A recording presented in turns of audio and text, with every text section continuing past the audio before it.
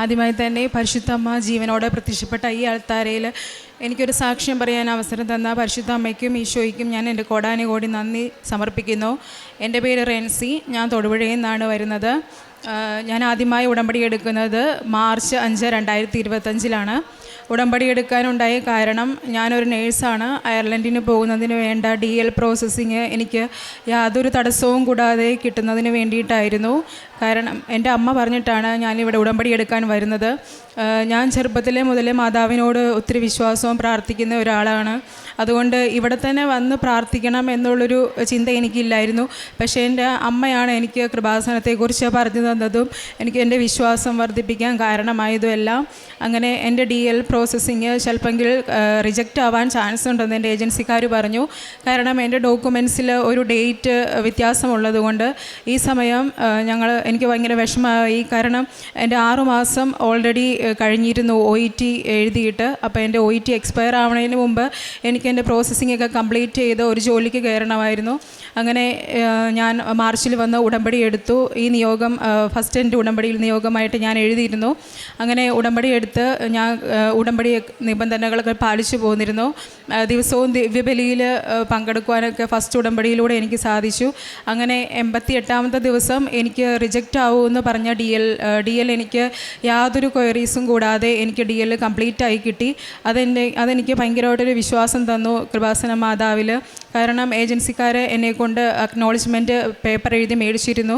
കാരണം റിജക്റ്റായ അവർ റെസ്പോൺസിബിലിറ്റി ഇല്ല, ഞാൻ തന്നെ റെസ്പോൺസിബിലിറ്റി ഇട്ടെടുക്കണമെന്ന്. അങ്ങനെ ഒരു സാഹചര്യത്തിലാണ് ഞാൻ പ്രോസസ്സിങ്ങുമായിട്ട് മുന്നോട്ട് പോയത്. അങ്ങനെ എനിക്ക് ആ DL മാതാവ് യാതൊരു കുഴപ്പവും കൂടാതെ തന്നു. തുടർന്ന് ഞാനൊരു അയർലൻഡിലൊരു ഗവൺമെൻറ് ഹോസ്പിറ്റലിലെ ഒരു നേഴ്സായിട്ട് ജോലി ചെയ്യണമെന്നായിരുന്നു എനിക്ക് ആഗ്രഹം. പക്ഷേ എനിക്ക് അറിയായിരുന്നു, കാരണം എനിക്കത് കിട്ടാനൊരു ചാൻസും ഇല്ലയെന്ന്. കാരണം എനിക്ക് 1 വർഷത്തെ ഗ്യാപ്പുണ്ട്. പിന്നെയാണെങ്കിൽ ഞാനിപ്പോൾ സെയിം ഡിപ്പാർട്ട്മെൻറ്റിലല്ല വർക്ക് ചെയ്യുന്നതും. അതുകൊണ്ട് തന്നെ എനിക്ക് ഒരു ഗവൺമെൻറ് ഹോസ്പിറ്റലിൽ ജോലി കിട്ടാൻ യാതൊരു ചാൻസും ഇല്ലയെന്ന് എനിക്കറിയായിരുന്നു. പക്ഷേ എന്നാലും മാതാവിലും ഈശോയിലുള്ള വിശ്വാസം കൊണ്ട് ഞാൻ സ്ഥിരമായി പ്രാർത്ഥിക്കുമായിരുന്നു. അങ്ങനെ എനിക്ക് ഒരു ഗവൺമെൻറ് ഹോസ്പിറ്റലിൽ നിന്നുള്ള ഇൻ്റർവ്യൂ കോള് വരുന്നു. ആ ഇൻ്റർവ്യൂവിന് വേണ്ടിയിട്ട് ഞാൻ 3 മാസം വെയിറ്റ് ചെയ്തിരുന്നു ഇൻ്റർവ്യൂ ഷോർട്ട് ലിസ്റ്റ് ആവാൻ. അങ്ങനെ സെപ്റ്റംബർ മാസത്തിൽ ഞാൻ ആ ഇൻ്റർവ്യൂവിന് ഷോർട്ട് ലിസ്റ്റ് ആയെന്ന് പറഞ്ഞ് എനിക്ക് മെയിൽ വന്നു.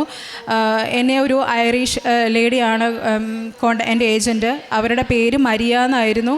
പക്ഷെ ആ മാതാവിൻ്റെ പേര് തന്നെയാണല്ലോ എന്നുള്ള വിശ്വാസം കൊണ്ട് തന്നെയും എൻ്റെ ഉടമ്പടിയിലൂടെ സാധിച്ചു കിട്ടുമെന്നുള്ള വിശ്വാസം കൊണ്ട് തന്നെ ആ ഇൻ്റർവ്യൂ ഞാൻ പാസ്സാകുമെന്ന് എനിക്ക് കുറച്ച് വിശ്വാസമായിരുന്നു. എൻ്റെ വീട്ടിലുള്ളവരെല്ലാവർക്കും വിശ്വാസമായിരുന്നു എന്തായാലും ഈ ഇൻ്റർവ്യൂ പാസ്സാവും എന്നുള്ള രീതിയിൽ. അങ്ങനെ ഞാൻ ഇവിടുത്തെ ഒരു സാക്ഷ്യം കേൾക്കുന്ന സമയത്ത് ഒരു സാക്ഷ്യം ഞാൻ കേട്ടു. ഒരാൾക്കൊരു ജോലി നഷ്ടപ്പെട്ടു, തിരിച്ച് ആ ജോലി തന്നെ ഉടമ്പടി വഴിയായിട്ട് ലഭിക്കുന്നത്. അതിൻ്റെ അവസാനം സിസ്റ്റർ ഒരു ബൈബിൾ വാക്യം പറഞ്ഞു. വിശുദ്ധ ലൂക്കായുടെ സുവിശേഷം 21 അധ്യായം 13 വാക്യം, നിങ്ങൾക്കിത് സാക്ഷ്യം നൽകുന്നതിനുള്ള സമയമായിരിക്കും. എന്തുത്തരം നൽകണമെന്ന് നിങ്ങൾ ആലോചിക്കേണ്ടതില്ല. നിങ്ങളുടെ എതിരാളികൾക്ക് ആർക്കും എതിർത്ത് നിൽക്കാനോ ചെറുത്ത് നിൽക്കാനോ കഴിയാത്ത വാക്ചാതുര്യവും ജ്ഞാനവും നിങ്ങൾക്ക് നൽകും. ആ വചനം എനിക്ക് ഭയങ്കരമായിട്ട് എൻ്റെ ഹൃദയത്തിൽ അത് ഞാൻ വിശ്വസിച്ച് പ്രാർത്ഥിച്ചു. ഞാനും വിശ്വസിച്ച് പ്രാർത്ഥിച്ചു, എനിക്ക് ഇൻ്റർവ്യൂവിന് പാസ്സാകാൻ വേണ്ട എല്ലാ ജ്ഞാനവും എൻ്റെ ഈശോ എനിക്ക് നൽകും, ഞാനും ഇൻ്റർവ്യൂ പാസ്സാകുമെന്ന്. പക്ഷേങ്കിൽ എനിക്ക് ആ ഇൻ്റർവ്യൂവിന് പാസ്സാവാൻ സാധിച്ചില്ല. അത് ഭയങ്കരമായിട്ട് എല്ലാവരും വിഷമത്തിലായി. കാരണം മാതാവിൽ ഉറച്ച് വിശ്വസിച്ചിരുന്നു, ആ വചനത്തിൽ വിശ്വസിച്ചിരുന്നു. പക്ഷേ എന്തുകൊണ്ടായിരിക്കും ആ ഇൻ്റർവ്യൂ കിട്ടാത്തതെന്ന് ഓർത്ത് ഒരുപാട് വിഷമിച്ചു. എനിക്ക് ആദ്യത്തെ ദിവസം എനിക്ക് പ്രാർത്ഥിക്കാനൊന്നും പറ്റുന്നുണ്ടായിരുന്നില്ല. പക്ഷെ എന്നാലും ഈശോയിലുള്ള വിശ്വാസമൊന്നും പോയിട്ടുണ്ടായിരുന്നില്ല. ചിലപ്പോൾ ഈശോയും മാതാവും എനിക്ക് വേറെ എന്തെങ്കിലും ആയിരിക്കും വെച്ചിട്ടുണ്ടാവുക എന്ന് തന്നെ ഞാൻ വിശ്വസിച്ചിരുന്നു. എൻ്റെ അമ്മയും കൂടുതൽ എനിക്ക് ശക്തി പകർന്നു. ആ വിഷമിച്ചിരുന്ന സമയത്തും എൻ്റെ അമ്മ യൂട്യൂബിൽ ഇവിടുത്തെ സാക്ഷ്യങ്ങൾ കേൾക്കുന്നത് കണ്ടപ്പോൾ എനിക്ക് കൂടുതൽ വിശ്വാസവും പുതിയ പ്രത്യാശയൊക്കെ ലഭിച്ചു. മാതാവ് എന്തായാലും കൈവിടത്തില്ല, മാതാവ് എന്തായാലും എനിക്ക് നല്ലൊരു ജോലി തരുമെന്ന്. അങ്ങനെ ഞാൻ പിന്നീട് എല്ലാവരും എന്നോട് പറഞ്ഞു, സമയം പോയിക്കൊണ്ടിരിക്കുകയാണ്, എൻ്റെ OETയുടെ എക്സ്പയറി ആവും, അതിനു മുമ്പ് എങ്ങനെയെങ്കിലും പിൻ നമ്പറെങ്കിലും സേവ് ചെയ്ത് വെക്കണം. അതിനായിട്ട് ഇപ്പോൾ റിക്രൂട്ട്മെൻ്റ് ഒന്നും നടക്കുന്നില്ല, അതുകൊണ്ട് തന്നെ ഒരു വിസിറ്റിംഗ് വിസ എടുത്ത് അവിടെ ചെന്ന് എക്സാം പാസ്സായി പിൻ നമ്പർ സേവ് ചെയ്യുവാണെങ്കിൽ OET എക്സ്പയർ ആവാണ്ടിരിക്കുമെന്ന്. പക്ഷേ അങ്ങനെ നമ്മൾ പോകണമെങ്കിൽ ഏകദേശം അന്വേഷിച്ച് ചോദിച്ചപ്പോൾ പറഞ്ഞു ഒരു 8-9 ലക്ഷം രൂപയോളം ചിലവാകും. ഈ സമയം ഞാൻ മാതാവിനോട് പ്രാർത്ഥിച്ചു, എനിക്ക് എൻ്റെ പേരിൽ ഇത്രയൊരു ലക്ഷം മുടക്കാൻ എൻ്റെ ഹസ്ബൻഡിനെ കൊണ്ട് എനിക്ക് ഇടവരുത്തരുതേ മാതാവേ എന്ന് പ്രാർത്ഥിച്ചു. അങ്ങനെ ഞാനാണെങ്കിൽ മാതാവിനോട് സ്ഥിരമായി വിശുദ്ധ കുർബാനയിൽ ഈശോയ്ക്ക് സമർപ്പിച്ച് പ്രാർത്ഥിച്ചു.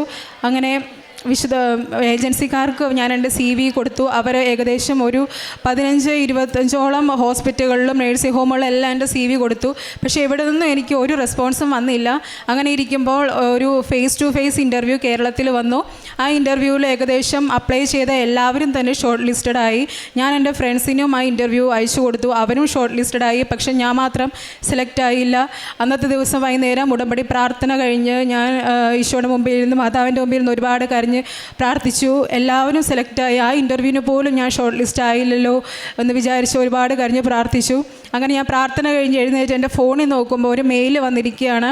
ആ മെയിൽ എൻ്റെ ഒരു ഫ്രണ്ട് വഴി ഞാൻ ഒരു CV സബ്മിറ്റ് ചെയ്തിരുന്നു. പക്ഷേ എനിക്കൊരു ഹോപ്പും ഇല്ലായിരുന്നു. കാരണം അതൊരു ഗവൺമെൻറ് ഹോസ്പിറ്റലിൻ്റെ ആണ്. അവരുടെ റിക്വയർമെൻറ്റ്സും എനിക്ക് ഉള്ളതിനേക്കാളും കൂടുതലായിരുന്നു. അതുകൊണ്ട് തന്നെ എനിക്കൊരു പ്രതീക്ഷയില്ലായിരുന്നു. പക്ഷേ അവരെനിക്ക് തിരിച്ച് മെയിൽ അയച്ചു, എൻ്റെ CV കൂടുതൽ ഡോക്യുമെൻറ്റ്സ് സെൻഡ് ചെയ്യുക, അവർക്ക് വെരിഫൈ ചെയ്യണമെന്ന് പറഞ്ഞ്. അപ്പം അങ്ങനെ ഞാൻ എൻ്റെ പിറ്റേ ദിവസം തന്നെ എൻ്റെ ഡോക്യുമെൻറ്റ്സ് എല്ലാം സെൻഡ് ചെയ്ത് കൊടുത്തു. അവർക്ക് കൂടുതൽ ഡോക്യുമെൻറ്റ്സ് എല്ലാം അവർ ഫില്ല് ചെയ്ത് കൊടുക്കാൻ പറഞ്ഞു. ഞാൻ അതെല്ലാം ഫില്ല് ചെയ്ത് കൊടുത്തു. അവർ ഓരോ പ്രാവശ്യം ഇങ്ങനെ കറക്ഷൻ പറഞ്ഞുകൊണ്ടേയിരുന്നു. ഞാൻ അതെല്ലാം ചെയ്ത് കൊടുത്തുകൊണ്ടിരുന്നു. ലാസ്റ്റ് ദിവസം അവർ പറഞ്ഞു, CV ഹോസ്പിറ്റലിലോട്ട് സെൻഡ് ചെയ്തിട്ടില്ല, ലാസ്റ്റ് കറക്ഷനും കൂടി ചെയ്ത് അയച്ചു കൊടുക്കാൻ പറഞ്ഞു. അങ്ങനെ പറഞ്ഞതിൻ്റെ കുറച്ച് സമയം കഴിഞ്ഞപ്പോൾ വീണ്ടും എനിക്കൊരു മെയിൽ വന്നു, എൻ്റെ ഇൻ്റർവ്യൂ ഡേറ്റ് കൺഫേം ആയിട്ടുണ്ട്, നവംബർ 26 എന്ന് പറഞ്ഞ് ഉച്ചയ്ക്ക് ഐറിഷ് ടൈം 2:30 പക്ഷേ എൻ്റെ ഹോസ്പിറ്റലിലോട്ട് എൻ്റെ ഡോക്യുമെൻറ്റ്സ് കൊടുക്കുന്നതിന് മുമ്പ് പോലും മാതാവ് എനിക്ക് ഇൻ്റർവ്യൂ ഡേറ്റ് തന്നിരുന്നു. അതെനിക്ക് ഒരുപാട് വിശ്വാസം തന്നു. ഇൻ്റർവ്യൂവിൻ്റെ സമയം കണ്ടപ്പോഴും ഞാൻ മാതാവിൽ ഉറച്ച് വിശ്വസിച്ചു. ഉച്ചയ്ക്ക് 2:30 മാതാവ് കൃപാസനത്തിൽ പ്രത്യക്ഷപ്പെട്ട ഒരു സമയമാണ്. അപ്പോഴും ഞാൻ വിശ്വസിച്ചു മാതാവ് എനിക്ക് ഇത് എന്തായാലും ഇൻ്റർവ്യൂ ഞാൻ പാസ്സാകുമെന്ന്. അങ്ങനെ ഞാൻ ഇൻ്റർവ്യൂവിന് വേണ്ടി പ്രിപ്പയർ ചെയ്തു. ഇൻ്റർവ്യൂവിൻ്റെ ഒരാഴ്ച മുമ്പ് എനിക്ക് ശരിക്കും പഠിക്കാനൊന്നും പറ്റിയില്ല. കാരണം എൻ്റെ കുഞ്ഞ് ഹോസ്പിറ്റലിൽ അഡ്മിറ്റായി പനിയായിട്ട്. എനിക്ക് പഠിക്കാനേ സമയമില്ലായിരുന്നു. ഒന്നും ശരിക്കും പ്രിപ്പയർ ചെയ്യാൻ പറ്റിയില്ല. പക്ഷെ അപ്പോഴും ഞാൻ ആ ഈശോ തന്ന ആ വചനത്തിൽ ഉറച്ച് വിശ്വസിച്ചിരുന്നു. ഈശോ പറഞ്ഞിരുന്നു എനിക്ക് ജ്ഞാനം നൽകുമെന്ന്. ആ ജ്ഞാനം എനിക്ക് എന്തൊക്കെ സാഹചര്യങ്ങൾ പ്രതികൂലമാണെങ്കിലും എനിക്ക് പറയാനുള്ള കഴിവ് ഈശോ തരുമെന്ന് ഞാൻ വിശ്വസിച്ചിരുന്നു. അങ്ങനെ നവംബർ 26 ഞാൻ ഇൻ്റർവ്യൂ അറ്റൻഡ് ചെയ്തു. ഇൻ്റർവ്യൂവിൻ്റെ സമയത്ത് ഇൻ്റർവ്യൂ തുടങ്ങുന്നതിന് മുമ്പ് എൻ്റെ ലാപ്ടോപ്പ് എല്ലാം ഓക്കെ ആയിരുന്നു, നെറ്റെല്ലാം കണക്റ്റഡ് ആയിരുന്നു. പക്ഷേ ആ സമയം പെട്ടെന്ന് എൻ്റെ ലാപ്ടോപ്പ് സ്റ്റോപ്പായി പോയി. ഇവിടുത്തെ മാതാവിൻ്റെ ഒരു സിൽവർ ഗ്രേ കളറിൽ എൻ്റെ ലാപ്ടോപ്പ് തിളങ്ങിക്കൊണ്ടിരിക്കുകയായിരുന്നു. സ്ക്രീൻ ഒന്നും വർക്കാവണില്ല, ഒന്നും ചെയ്തിട്ട്. പക്ഷേ എപ്പോഴും ഞാൻ വിശ്വസിച്ച് പ്രാർത്ഥിച്ചുകൊണ്ട് വിശ്വാസ പ്രമാണം ചൊല്ലിക്കൊണ്ടിരുന്നു. പെട്ടെന്ന് എനിക്ക് എൻ്റെ ഫോൺ ഓണാക്കാൻ തോന്നി. ഞാൻ ഫോൺ ഓണാക്കി. കുറച്ച് കഴിഞ്ഞ സമയം കഴിഞ്ഞപ്പോൾ എൻ്റെ ഫോണിൽ നെറ്റ് കണക്റ്റായി. അങ്ങനെ ഞാൻ ഇൻ്റർവ്യൂ അറ്റൻഡ് ചെയ്തു. ഇൻ്റർവ്യൂവിൽ ഞാൻ നല്ല കോൺഫിഡൻസ് ആയിട്ട് തന്നെ ആൻസേഴ്സ് പറഞ്ഞു. എനിക്ക് ഉറപ്പായിരുന്നു ഞാൻ ഇൻ്റർവ്യൂ പാസ്സാകുമെന്ന്. അങ്ങനെ പിറ്റേ ദിവസം എൻ്റെ മെയിൽ വന്നു, ഞാൻ ഇൻ്റർവ്യൂ പാസ്സായിന്ന്. അത് എൻ്റെ മെറിറ്റിലല്ല, not by merit but by grace എന്നാണ് എനിക്ക് പറയാനുള്ളത്. എൻ്റെ ക്വാളിഫിക്കേഷൻസും എൻ്റെ യോഗ്യതകൾക്കും അപ്പുറം മാതാവും ഈശോയും തന്ന വലിയൊരു അനുഗ്രഹമാണ്. കാരണം എനിക്ക് കുറവുകളുണ്ടായിട്ടും ഒരു HSC ഗവൺമെൻറ്റിൽ നേഴ്സായിട്ട് കിട്ടണമെങ്കിൽ അവർ ഒരുപാട് ബെഡ് ഹോസ്പിറ്റലിലാണ് സ്റ്റാഫിനെയാണ് അവർക്ക് വേണ്ടത്. പിന്നെ കണ്ടിന്യൂസ് എക്സ്പീരിയൻസ് ഉള്ള സ്റ്റാഫിനെയാണ് വേണ്ടത്. പക്ഷേ ഇത് രണ്ടും എനിക്കും ഇല്ലായിരുന്നു. പക്ഷേ എന്നിട്ടും ആ ഇൻ്റർവ്യൂ ഞാൻ പാസ്സായത് അമ്മ മാതാവ് ഈശോയും മാത്രം തന്നുകൊണ്ടാണെന്ന് ഞാൻ ഉറച്ച് വിശ്വസിക്കുന്നു. തുടർന്ന് എൻ്റെ പേപ്പർ വർക്കുകളൊക്കെ തുടങ്ങിയിട്ടും പിന്നീടും എനിക്ക് കുറേ തടസ്സങ്ങൾ നേരിടേണ്ടി വന്നു. എന്ത് പ്രോസസ്സിങ്ങിന് ഇറങ്ങിയാലും എനിക്ക് എന്തെങ്കിലുമൊക്കെ തടസ്സങ്ങൾ വരുമായിരുന്നു. അപ്പോഴും ഞാൻ ഇവിടെ വന്ന് എൻ്റെ മൂന്നാമത് ഉടമ്പടി പുതുക്കി പ്രാർത്ഥിച്ച് ഉടമ്പടി ജീവിതം നയിച്ചുകൊണ്ടിരുന്നു. അപ്പോഴും എനിക്ക് എപ്പോഴും പ്രതിസന്ധികൾ വരുമ്പോഴും മാതാവ് എന്തെങ്കിലുമൊക്കെ അടയാളം തരുമായിരുന്നു. ഇനി എൻ്റെ തിരിയിലും മാതാവ് വന്നിട്ടുണ്ട്. ഇതാണ് ആ തിരിയിൽ വന്ന മാതാവിൻ്റെ രൂപം. ആ തിരിയിൽ മാതാവ് വന്നപ്പോൾ എനിക്ക് കൂടുതൽ ശക്തി പകരുമായിരുന്നു. അങ്ങനെ എൻ്റെ പ്രോസസ്സിങ്ങുകളെല്ലാം മാതാവ് കറക്റ്റ് സമയത്ത് തന്നെ കംപ്ലീറ്റ് ആക്കി തന്നു. എല്ലാ ചൊവ്വാഴ്ചകളിലും ആയിരുന്നു എനിക്ക് എന്തെങ്കിലുമൊക്കെ എൻ്റെ പേപ്പറുകൾ തടസ്സപ്പെട്ട് കിടക്കുന്ന പേപ്പറുകൾ ഇവിടുത്തെ ഉടമ്പടി ധ്യാനം കഴിയുമ്പം എനിക്ക് വൈകുന്നേരം ആകുമ്പോഴത്തേക്കും എൻ്റെ പേപ്പറുകളെല്ലാം എനിക്ക് ശരിയാക്കി കിട്ടാറുണ്ടായിരുന്നു. അങ്ങനെ ഞാൻ ഇവിടെ വന്ന് സാക്ഷ്യം പറയണേക്ക് മുമ്പ് എൻ്റെ ടിക്കറ്റും വിസയും കൂടി വരണേ മാതാവേ എന്ന് ഞാൻ പ്രാർത്ഥിച്ചിരുന്നു. അങ്ങനെ കഴിഞ്ഞ ചൊവ്വാഴ്ചത്തെ ഉടമ്പടി ധ്യാനത്തിന് ശേഷം വൈകുന്നേരം 5:30 ആയപ്പം എൻ്റെ ടിക്കറ്റും വന്നു. ഞാൻ മെയ് 4 അയർലൻഡിന് പോകുവാണ്. ഇത്രയും വലിയ അനുഗ്രഹം എനിക്ക് തന്ന ഈശോയ്ക്കും അമ്മ മാതാവിനും കൊടാനുകൂടി നന്ദി പറയുന്നു. എൻ്റെ പ്രേക്ഷിത പ്രവർത്തനമായിട്ട് ഞാൻ ചെയ്തിരുന്നത് ഇവിടുന്ന് പത്രങ്ങൾ ഞാൻ കൊണ്ട് പൊതുമേഖലയിലും ക്രൈസ്തവ മേഖലയിലൊക്കെ കൊടുക്കുമായിരുന്നു. ആദ്യമൊക്കെ പത്രം കൊടുക്കാൻ ഭയങ്കര മടിയായിരുന്നു. എല്ലാവരും വേണ്ടാന്നൊക്കെ പറയുമ്പോൾ ഭയങ്കര ഒരു മടിയായിരുന്നു. പിന്നീട് രണ്ടാമത്തെ ഉടമ്പടി പുതുക്കലിലായപ്പോൾ ഉടമ്പടി ധ്യാനത്തിൽ അച്ഛൻ്റെ ടോക്കൊക്കെ ഒരുപാട് സഹായിച്ചു. അങ്ങനെ ഇപ്പോൾ എനിക്ക് പത്രങ്ങളൊന്നും കൊടുക്കുന്നതിന് യാതൊരു മടിയില്ല. കാരുണ്യ പ്രവർത്തികളായിട്ട് രോഗികളെയൊക്കെ ഹോസ്പിറ്റലിൽ വീടുകളും പോയി കണ്ടിട്ടുണ്ട്. സാമ്പത്തികമായി പറ്റുന്ന പോലെ സഹായിച്ചിട്ടുമുണ്ട്. പിന്നെ എൻ്റെ ആത്മീയ ജീവിതത്തിൽ വിശുദ്ധ കുർബാനയോട് കൂടുതൽ അടുക്കുവാൻ സാധിച്ചു. ഈശോയെ കൂടുതൽ വിശുദ്ധ കുർബാനയിൽ സ്നേഹിക്കുവാനും അനുഭവിക്കുവാനും ഒക്കെ പറ്റും. ഉടമ്പടി എടുത്തതിന് ശേഷമാണ് ഞാൻ സ്ഥിരമായി ദിവ്യബലിയിൽ പങ്കെടുക്കുവാനൊക്കെ തുടങ്ങിയത്. എന്താവശ്യത്തിലും ഈശോയോട് കൂടെ ചേർന്ന് നിൽക്കാൻ പറ്റുന്ന ഒന്നാണ് ദിവ്യബലി എന്നുള്ള തിരിച്ചറിവും ബോധ്യവും ഒക്കെ ലഭിച്ചത് ഉടമ്പടി വഴിയാണ്. ഇത്രയും വലിയ അനുഗ്രഹം എനിക്ക് തന്ന ഈശോയ്ക്കും അമ്മ മാതാവിനും ഞാൻ കോടാനുകോടി നന്ദി പറയുന്നു. ജെറമിയ പ്രവാചകൻ്റെ പുസ്തകം 15-ാം അധ്യായം 16-ാം തിരുവചനം. അങ്ങയുടെ വചനങ്ങൾ കണ്ടെത്തിയപ്പോൾ ഞാൻ അവ ഭക്ഷിച്ചു, അവ എനിക്ക് ആനന്ദാമൃതമായി. എൻ്റെ ഹൃദയത്തിന് സന്തോഷവും. എന്തെന്നാൽ സൈന്യങ്ങളുടെ ദൈവമായ കർത്താവെ, ഞാൻ അങ്ങയുടെ നാമമാണല്ലോ വഹിക്കുന്നത്. റെൻസി എന്ന സഹോദരിയുടെ പ്രത്യക്ഷീകരണ സാക്ഷ്യത്തിൽ നിന്ന് നമുക്ക് മനസ്സിലാകുന്നത് not by merit but by grace എന്ന ഉടമ്പടി അടിസ്ഥാനത്തിലാണ് ഈ മകൾക്ക് അയർലൻഡിൽ ഒരു ഗവൺമെൻറ് ജോലി നൽകി പരിശുദ്ധ അമ്മയുടെ മധ്യസ്ഥതയിൽ ഈശോ വലിയ അനുഗ്രഹം നൽകിയ ഈ മകളെ കൊണ്ടുപോകുന്നത്. നമുക്കറിയാവുന്നതുപോലെ ഉടമ്പടി ഒരു ഉടൻ പരിഹാരമാണ്. ഉടമ്പടി ഉടൻ പരിഹാരമാകണമെങ്കിൽ ദൈവമാണ് എൻ്റെ ജീവിതത്തിലെ പ്രയോറിറ്റി എന്ന് നാം ഏറ്റുപറയുന്ന അല്ലെങ്കിൽ ജീവിച്ചു കാണിക്കുന്ന അവസ്ഥകളിലാണ് നമുക്ക് ഉടമ്പടി ഉടൻ പരിഹാരമായി നമ്മുടെ ജീവിതത്തിലേക്ക് വരുന്നത്. ആദ്യം അവിടുത്തെ രാജ്യവും അവിടുത്തെ നീതിയും അന്വേഷിക്കുമ്പോൾ ഈശോ തന്നെ, ഞാൻ തന്നെയാണ് അവൾക്ക് അല്ലെങ്കിൽ അവനെ പ്രയോറിറ്റി, അവരുടെ മുൻഗണന, മുൻതൂക്കം എന്ന് ഈശോയ്ക്ക് തോന്നുന്ന ആ നിമിഷം നമുക്ക് പിന്നെ യാതൊന്നിനെക്കുറിച്ചും ആകുലപ്പെടേണ്ടതില്ല. ഈശോ തന്നെ പറയുന്നു, അത് ലൗകികരാണ് അതിനെക്കുറിച്ചെല്ലാം ചിന്തിക്കുന്നത്. നിങ്ങൾ എത്രയോ 2 കുരുവികളേക്കാൾ വിലയുള്ളവരാണ്. ഇന്ന് വിരിഞ്ഞ് നാളെ വയലിൽ ഉണങ്ങിപ്പോകുന്ന പൂവിനേക്കാൾ എത്രയോ മനോഹരമായിട്ടാണ് മനുഷ്യരെ ദൈവം സൃഷ്ടിച്ചതെന്നെല്ലാം ഈശോ നമുക്ക് വിലയിടുന്നുണ്ട്. അവിടുത്തെ തിരുരക്തത്താൽ നമ്മെ വീണ്ടെടുത്തിരിക്കുന്നത് നിത്യതയിലേക്ക് നമ്മെ കൂട്ടിക്കൊണ്ടുപോകുവാൻ വേണ്ടിയാണ്. റെൻസി അനുഭവിക്കുന്നതും ഒരു വലിയ നിത്യതയുടെ ജീവിതമാണെന്നും ഈശോയെ സ്വീകരിക്കുമ്പോൾ ഉണ്ടാകുന്ന വലിയ ആശ്വാസത്തിൻ്റെയും ദൈവാനുഭവത്തിൻ്റെയും ദൈവസ്നേഹത്തിൻ്റെയും അനുഭവമാണെന്ന് ഓരോ നിമിഷത്തിലും റെൻസി അനുഭവിച്ചുകൊണ്ടിരിക്കുകയാണ്. കാരണം റെൻസിയുടെ വളരെ ഇമ്പോർട്ടൻ്റ് ആയിട്ടുള്ള ഐറിഷ് ഇൻ്റർവ്യൂ നടക്കുമ്പോൾ ആ ലേഡിയുടെ ഇൻ്റർവ്യൂവറിൻ്റെ ഡ്രസ്സ് തന്നെ പേര് തന്നെ മരിയ എന്നായിരുന്നുള്ള ഒരു അടയാളം റെൻസിക്ക് നൽകുകയായിരുന്നു.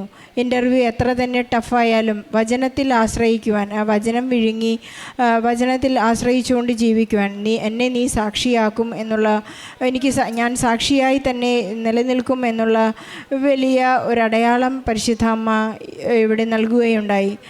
നിനക്ക് സാക്ഷ്യം പറയാനുള്ള ഒരവസരമായിരിക്കും. നമ്മുടെ ജോലിയും വിവാഹവും വീടും നമ്മുടെ എല്ലാ സാധ്യതകളും ദൈവനാമത്തെ മഹത്വപ്പെടുത്തുവാനും ദൈവനാമത്തെ വിശ്വാസത്തെ പ്രഖ്യാപനം ചെയ്യുവാനുള്ള വലിയ ഒരു സാഹചര്യമായിട്ടാണ് നാം ഈ സാക്ഷ്യങ്ങളെ കണ്ടുമുട്ടുന്നത്.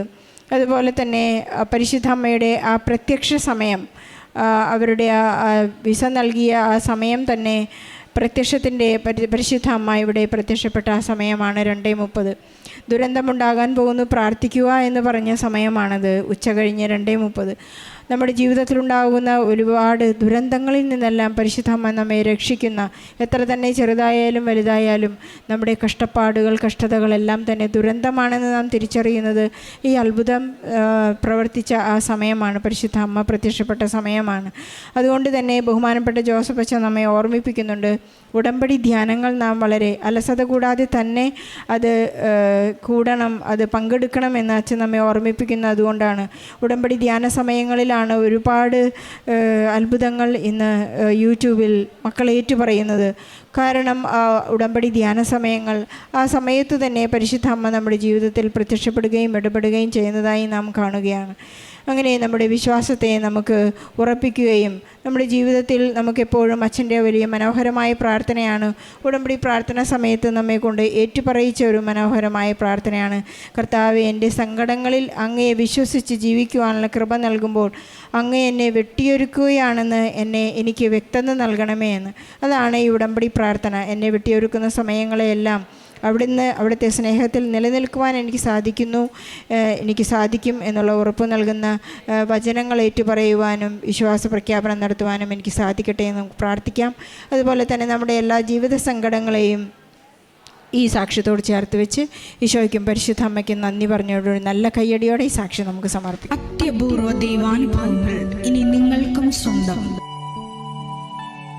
ഈ യൂട്യൂബ് ചാനൽ ഇതുവരെ സബ്സ്ക്രൈബ് ചെയ്തിട്ടില്ലെങ്കിൽ ഇപ്പോൾ തന്നെ സബ്സ്ക്രൈബ് ചെയ്യുക. ഈ വീഡിയോ ഇപ്പോൾ തന്നെ നിങ്ങളുടെ സുഹൃത്തുക്കൾക്ക് ഷെയർ ചെയ്തുകൊണ്ട് കർത്താവിൻ്റെ പ്രേക്ഷിതരാകുക.